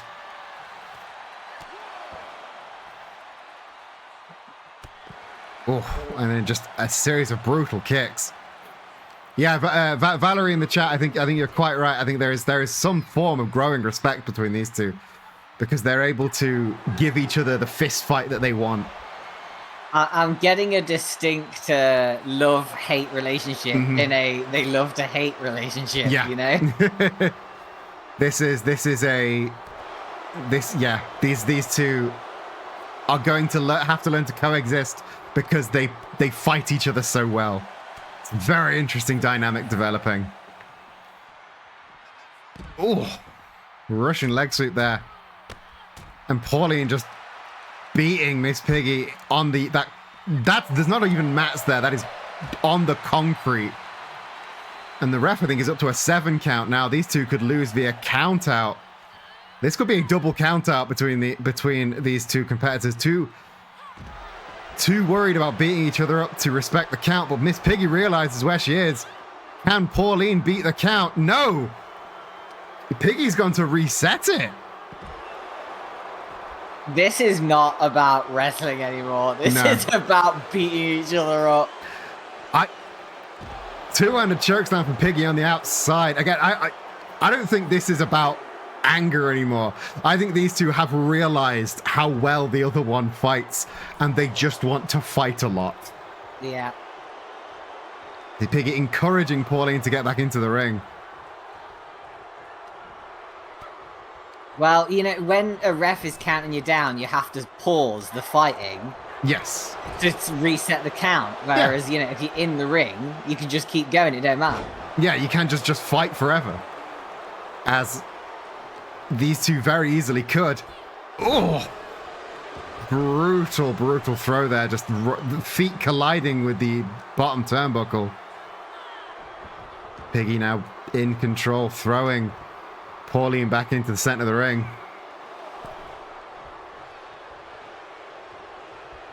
Oh, big lariat taking down Pauline. Pauline go for one of her own, and the back body drop from Miss Piggy. And the spine buster. Miss Piggy with the cover. Pauline able to kick out though. These two women are putting on an absolute slobber knocker right now. But I think Miss Piggy's about ready to call it a day. The sit out. No! Pauline slipping out at the last second. Piggy avoiding clothesline though. And the two-handed choke slam right in the corner.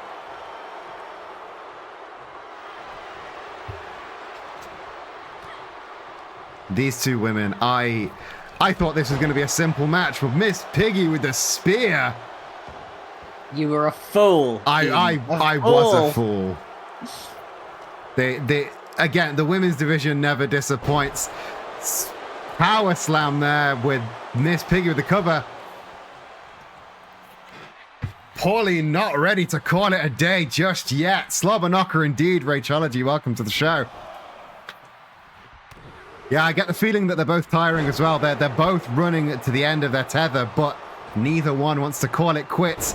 Big leg drop there from Miss Piggy. The whole ham hock colliding with the face of Pauline. And, oh, big brutal headbutt. Piggy up on the top rope. She's not very common in this position, but the diving shoulder tackle taking down Pauline. And up, she's going for it once again. The sit-out powerbomb, but Pauline once again slipping out the back, but the front door, should I say, and hitting the twisting neck breaker.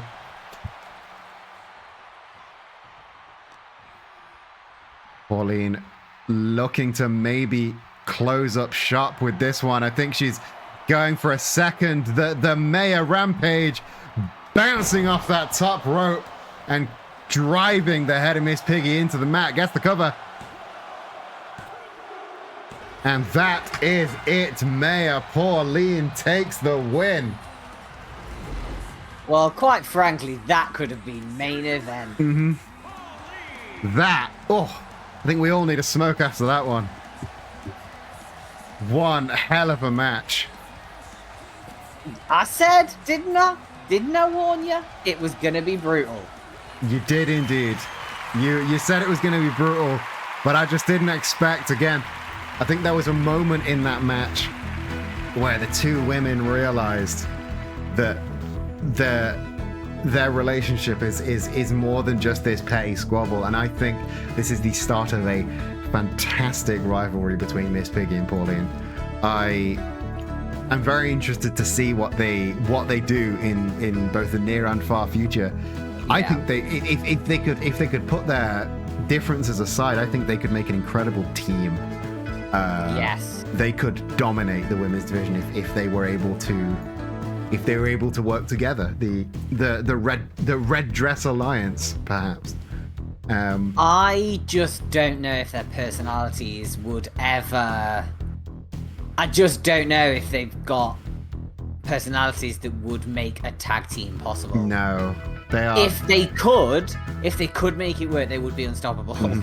Quite frankly, they could take on the men's division. It would be like no issue. Oh yeah, they could fully dominate if they could work together. Yeah. But I just don't think they, like I said, I don't think their personalities enable that to happen. No. But what a match, and what a future of matches that is bound to happen between these two. Moving on to our penultimate match of the night, our smiley case holder Mackie Chase is once again putting that case on the line just to keep everyone up in the loop. The smiley case enables the holder to have a title shot at any time. However, they must defend that case every other week against anyone who requests a match. And the man that has requested a match this fortnight for the old mac and cheese man is the Webmaster, formerly known as Spider-Man, but that moniker I can't talk over a chanting crowd. The Webmaster, of course, formerly known as Spider-Man, but the moniker taken off him when he joined the Empire. And now, while he may have left the Empire, while the Empire may have crumbled around him, he still stayed in that sort of heel, evil persona, and now trying to take the smiley case off of the man that has captured the hearts of definitely VR chat and maybe the Wrestling is Silly universe writ large, Mackie Chase. Mackie Chase, last time he defended, he took out Superman, the former leader of the Empire. So you'd think that taking out one of his cronies should be easy, but Webmaster has come on quite a long way since the Empire has fallen. What do you think of this matchup? I mean, I really don't want the Webmaster to get the smiley case, if that's the kind of question you're asking me. No, nobody does. To be honest, like, I can't help but feel a little bit like... Maybe I'm just still salty about, like, Superman picking on Mackie Chase. Like, I know that was ages ago, but I am still salty about it. So maybe it's just that. I'm just like, I know they're not even friends anymore, like Webmaster and Superman, but I'm just like, leave the boy alone. Yeah, leave the boy alone. It's fine. Yeah, that's kind of how I'm feeling about this matchup. The boy, like, yeah, leave the boy alone is fair, but he does need to defend that case against somebody. Yeah, I know, but could he not do it against, like, I don't know, fucking John Arbuckle, since apparently he's a valid person. Well, it's going to be a hell of a match, and Mackie Chase on a bit of a hot streak right now, so hopefully he can make quick work of the Webmaster. But yeah, there's only one way to find out, and that's keeping everything crossed. And let's go down to the ring, shall we?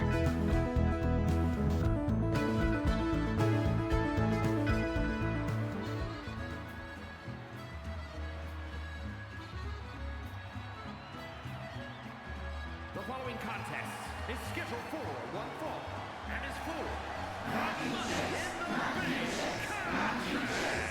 Making his way to the ring, representing Vicious and Delicious from Milwaukee, Wisconsin, weighing in at 185 pounds, Mackie Chase.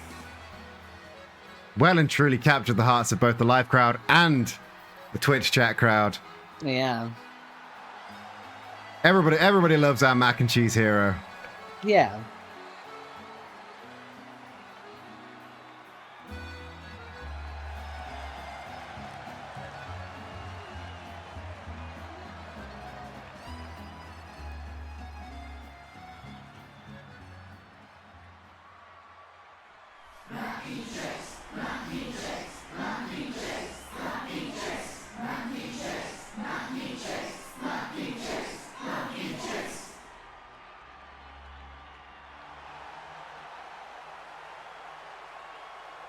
And his opponent, accompanied by Spy from Queens, New York, weighing in at 180 pounds, the Webmaster. Interesting that the Spy's back to accompany the Webmaster. The man only seems to appear in opportune situations. I mean, I suppose that fits. It's very much in the nature of everything we've seen from him thus far.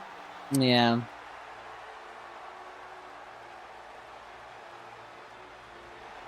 I'm surprised the Webmaster trusts him, to be honest. I mean, the Webmaster, who else can he trust, really? He's... True. I suppose it's him or no one. Yeah, and I mean, this is the kind of situation where even if you don't really trust the guy you're coming out with, the fact that you're coming out with somebody might give you the psychological edge.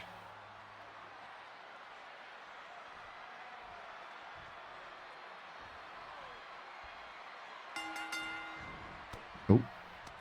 The Webmaster clipping through reality for a moment there, but Mackie Chase using that to try and get the upper hand. Strikes avoided, though, by the Webmaster. And this is fit to be a high-flying match with these two competitors. Backflip kick and then the clothesline over the top rope. Mackie Chase taking an early dominating control.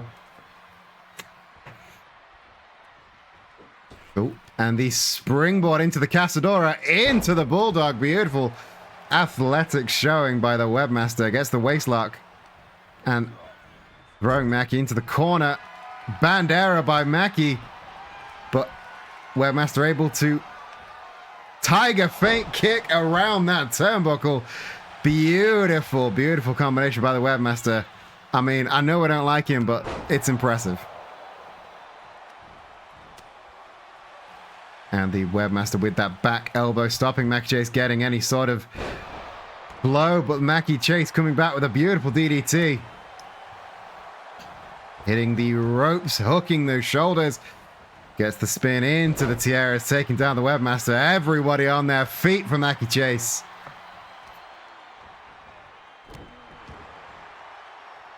And Mackie, if he can continue to capitalize, oh, he's got that wrist control up on the top. Lucha Libre arm drag. Using every ounce of momentum that he can to keep the Webmaster on his feet. Code breaker out of nowhere from old Mackie Chase. And the reverse leg DDT. Really trying to neutralize the lower base of the Webmaster. He wants him on his feet. What's he got in store? Up on the Hurricane Runner off the top rope. Gets a very deep cover. Webmaster able to push him off though and get that emergency exit. Spy looking to intervene but doesn't want to cost his friend the match. Another Casadora Bulldog from the Webmaster. And dropping onto that arm and then into that Jujikatami. Wrenching back the arm of Mackie Chase, but he's like 50% melted cheese. He's very flexible. Mackie Chase unable to capitalize on the showboating for Webmaster.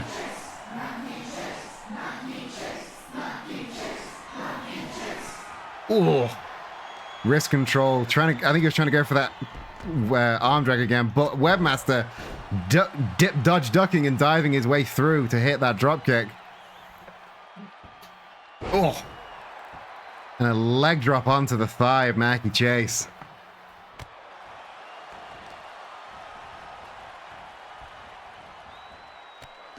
This is like art, DetectiveBerry in the chat.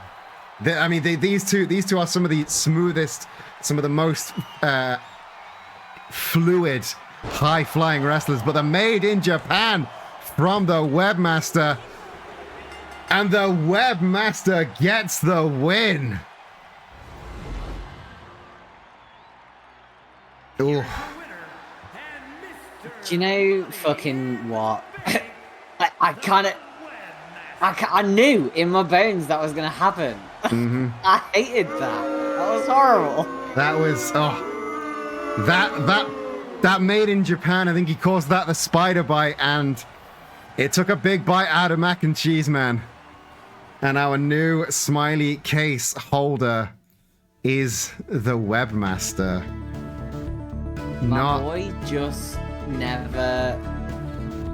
He just never gets close. He just doesn't catch a break, does he? No, like he was so close. Mm-hmm. But it's always snatched away from him. Yeah, once again, Mackie Chase. This is just the life story of Mackie Chase, isn't it? Every time that you think he's got, every time you think he's gonna make it. This is his time. It's time to put a belt. It's time for Mackie Chase to earn his gold. It's gonna happen, and then it doesn't. Yeah, it's a tragic tale, but every time he gets closer, and every time he comes back stronger. And again, this isn't the last time we're going to see Mackie Chase in any sort of title picture. With the way he moves, with the way he fights, and with the way he's got the crowd on his side, his time will come. But Webmaster, I'm actually trying. I'm heartbroken. Webmaster now in charge, in control of the smiley case. That's going to be an interesting turn of events. Maybe time for the Webmaster to try and, maybe, if not redeem himself, at least get himself back in some form of high regard with regards to like title pages and things. Or maybe he'll just lose it in 2 weeks. Only time will tell. Anything is possible at Wrestling is Anything Silly. is possible here at Wrestling is Silly. It's it's an emotional roller coaster. Yeah, I feel like the way that the stories go is evidence that we have absolutely no control. Yeah, because Mackie Chase would have got a win by now. If we could match fix, the stories would make a lot more sense. Yeah. And in the realm of literally anything can happen at Wrestling is Silly, I think it's time for our main event, which is emblematic of the phrase anything can happen. Our main event this week is a Falls Count Anywhere, no disqualification, Texas Tornado Tag, the team of Kentucky Derby, which is Colonel Sanders and the Unthinkable Horse versus Deity Dogs, the team of Doug Ziggler, not to be confused with Dolph Ziggler, and God himself. Last week, these two went head-to-head in a standard tag match, and Kentucky Derby got the win, but only via very, very underhanded means from Colonel Sanders. So we decided to run it back with no DQs, no countouts, and Falls Count Anywhere.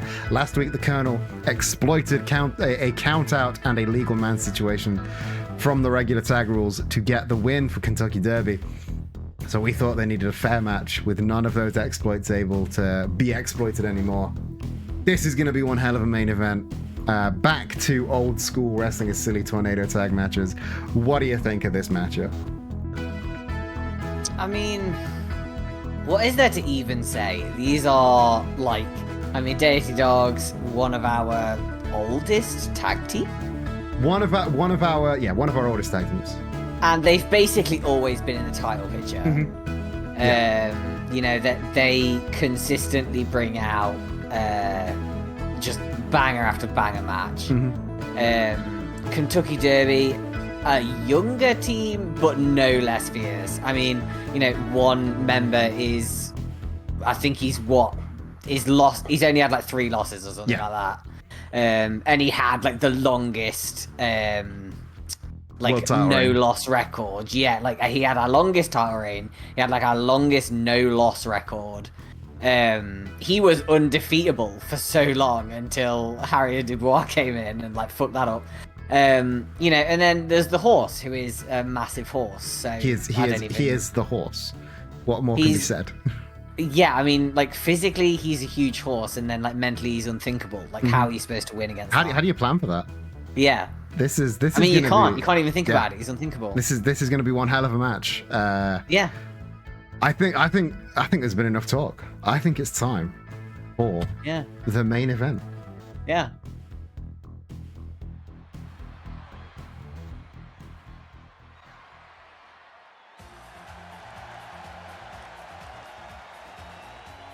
The following is a tornado tag team match. On the way to the ring at a combined weight of 477 pounds, Dirty Dogs. I adore the Deity Dogs. Just their whole vibe, their whole outfit. It's incredible. Yeah. I mean, they just are the perfect tag team. Mm-hmm. They're the most in sync tag team we have at Wrestling is Silly. Yeah. They complement each other's styles, personalities. They are Wrestling is Silly. Mm-hmm. They are the heart of the company. Well, they are now the Fight Boyfriends, aren't the thing? Yeah. And their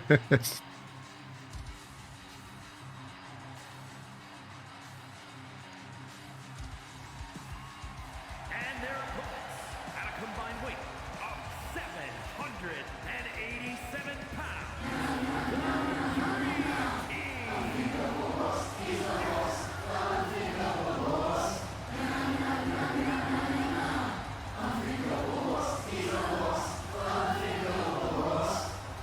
You know, I'm still not used to seeing Colonel Sanders without the world title belt around his waist.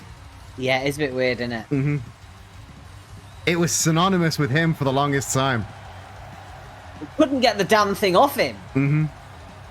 We'd try and sneak up on him, like when he was asleep, and he'd just wake up and like, grab us, like. And now I think since losing the belt, he's become increasingly desperate for a new one. And I think the return of Kentucky Derby is emblematic of that. But now they're facing their first big rivals here with Deity Dogs. Doug, Facebuster, X-Factor Facebuster onto Colonel Sanders. Meanwhile, the two big meaty men, God and the Horse, colliding in the corner. Ooh, big German suplex there from the Horse. Doug not staying down for more than a second though. What's the unthinkable horse chant? I can't hear it. It's na na na na na na na na na na. Unthinkable horse. He's a horse. Unthinkable horse. It's the best one. It's my favorite one. I love it so much. Meanwhile, the Horse with spinning Doug out in a headlock. All that blood rushing to the head. But Colonel got a cover, but God not staying down for more than a second. This match, absolute madness already.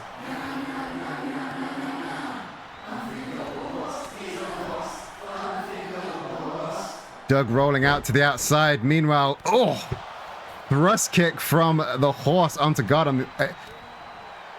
And the two meaty men have collided. Two clotheslines, unable to take the other down. Meanwhile, the fight is spilled to the outside for the smaller men, Doug and the Colonel. Colonel getting the upper hand. The frame rate is going a little bit awry. I do apologize. It should be back momentarily. The staircase has been out and it's collided with the head of his almighty God. This is getting vicious already. And Doug left out to dry on the outside. God hitting the spear on Unthinkable Horse though. A 2-on-1 on God right now and he is thriving. Doug trying to intervene but getting battered away like a fly by the Unthinkable Horse. Is he but also 30 and flirty? But the Sick Freaky Friday reference for everyone in chat.